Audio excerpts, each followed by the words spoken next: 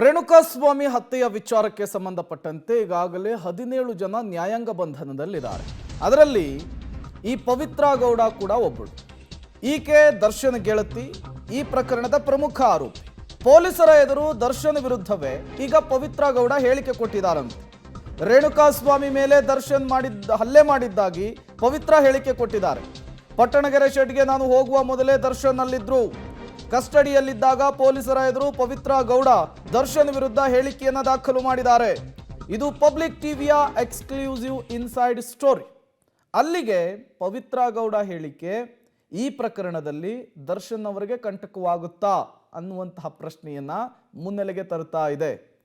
ಇದೇ ಪವಿತ್ರ ಗೌಡ ಅವರಿಗೆ ಅಶ್ಲೀಲ ಮೆಸೇಜ್ ಅನ್ನು ಮಾಡಿದಂತಹ ಕಾರಣಕ್ಕೆ ದರ್ಶನ್ ಅವರು ಪಟ್ಟಣಗೆರೆ ಶೆಡ್ಗೆ ಕರೆದುಕೊಂಡು ಬಂದಿದ್ರು ರೇಣುಕಾಸ್ವಾಮಿಯನ್ನ. ಹಾಗಾದ್ರೆ ಪೊಲೀಸರ ಮುಂದೆ ಪವಿತ್ರ ಗೌಡ ಹೇಳಿದ್ದೇನು? ನನ್ನ ಎದುರಲ್ಲಿಯೇ ರೇಣುಕಾಸ್ವಾಮಿಯ ಮೇಲೆ ಹಲ್ಲೆ ಆಯ್ತು ಅಂತೇಳಿ ಒಪ್ಪಿಕೊಂಡಿದ್ದಾರೆ ಪವಿತ್ರ ಗೌಡ. ದರ್ಶನ್ ಅವರ ಆಪ್ತ ಗೆಳತಿ. ನಾನು ಚಪ್ಪಲಿಯಿಂದ ಒಮ್ಮೆ ಥಳಿಸಿ ಸುಮ್ಮನೆ ನಿಂತಿದ್ದೆ, ನೋಡ್ತಾ ಇದ್ದೆ.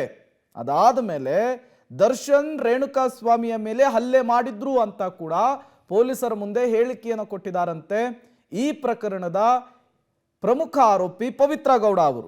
ನಾನು ಶೆಡ್ಗೆ ಹೋಗೋದಕ್ಕಿಂತ ಮುನ್ನವೇ ದರ್ಶನ್ ಅಲ್ಲಿದ್ರು.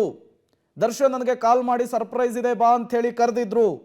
ಗೆಳೆಯ ದರ್ಶನ್ ವಿರುದ್ಧ ಹೇಳಿಕೆಯನ್ನು ದಾಖಲಿಸಿದ್ದಾರೆ ಪವಿತ್ರ ಗೌಡ ಅವರು. ಸಹಜವಾಗಿಯೇ ಈ ಹೇಳಿಕೆ ದರ್ಶನ್ ಅವರಿಗೆ ಮತ್ತಷ್ಟು ಸಂಕಷ್ಟವನ್ನು ಹೆಚ್ಚಿಸುವ ಸಾಧ್ಯತೆ ಇದೆ.